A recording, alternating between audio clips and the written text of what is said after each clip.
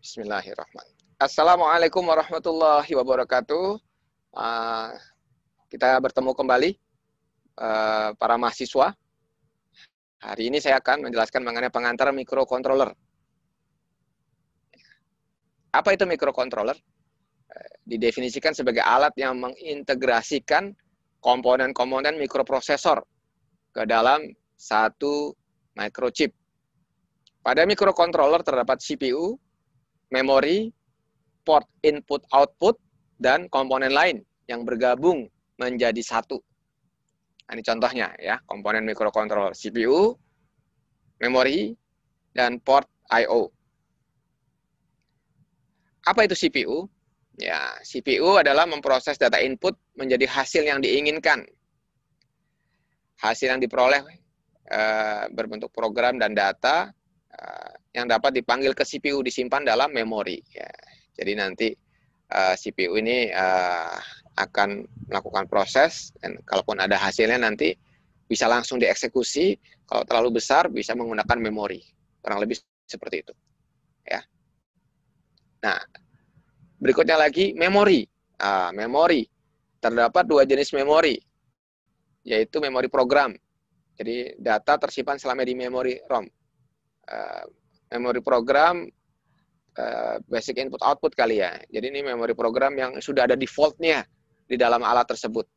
Ya, seperti address input outputnya, bagaimana akses ke registernya, dan seterusnya. Ya. Lalu memori data. Nah, jadi kalau tadi setelah di CPU-nya tadi proses programnya semua dieksekusi, tinggal dipanggil aja oleh suatu akses tertentu. Dan jika ternyata dia melakukan proses data, apalagi yang cukup besar, contohnya seperti pengolahan image, maka kadang-kadang dibutuhkan oleh memori data. Ya, data akan diganti dengan data yang baru. Setiap kali sistem dinyalakan kembali, dan biasanya kalau ROM ini kalau mati lampu tetap ada, kalau RAM ini mati lampu ya hilang. Ya, ROM dan RAM. Lalu komponen yang lainnya adalah port I/O, input-output, yaitu untuk mengalirkan data antara microcontroller dan alat lain. Ya, terdapat dua jenis nih. Ada namanya General Purpose I/O, GPIO, GPIO ya, untuk input-output data digital. Kalau nanti mas-mas coba lihat nanti ya, yang sering buka-buka motherboard, microcontroller, mikroprosesor, mungkin akan familiar. Kalau baca-baca juga mengenai apa tuh komponen-komponen komputer, ya kalau kita beli komputer dan sebagainya. Lalu ada input-output dengan fungsi spesifik, dengan komunikasi dan transfer data dalam format tertentu. I2C, EDC, SPI, USART. Walaupun nanti kelihatannya kalau nanti di komputer yang sekarang itu seperti USB aja, plug USB. Tapi sebenarnya dalamnya itu ya ada protokol tambahannya. Ya. Lalu berikutnya lagi karakteristik microcontroller. Ya, sebagai pengontrol dan pengukur dan melakukan satu pekerjaan dan menjalankan satu program secara berkelanjutan. Biasanya daya yang dibutuhkan relatif kecil ya kalau microcontroller ya, dan menggunakan port input output. Tipenya 8 bit, 16 bit, 3, bahkan ada yang 64 bit. Ada nggak ya 64 bit? Ya, silakan dilihat ya. Microcontroller ada 8 bit dengan total pin 20 buah, 8 atau 16 bit 44 pin, dan microcontroller besar.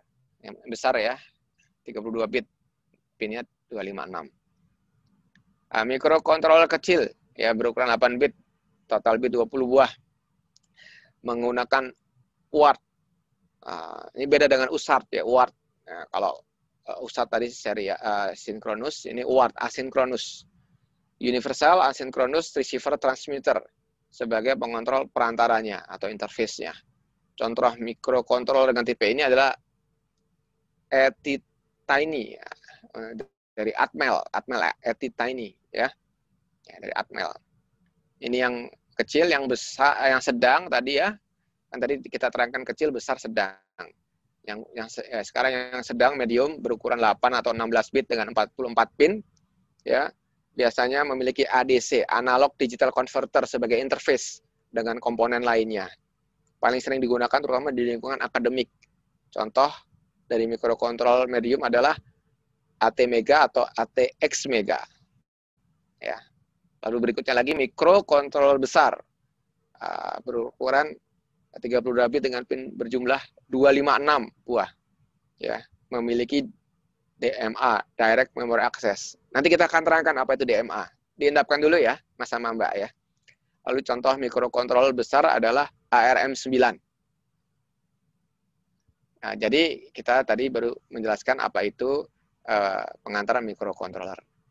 Itu dulu, Mas sama Mbak, tolong diendapkan dulu supaya kita mengertinya tahap demi tahap. Terima kasih. Assalamualaikum warahmatullahi wabarakatuh.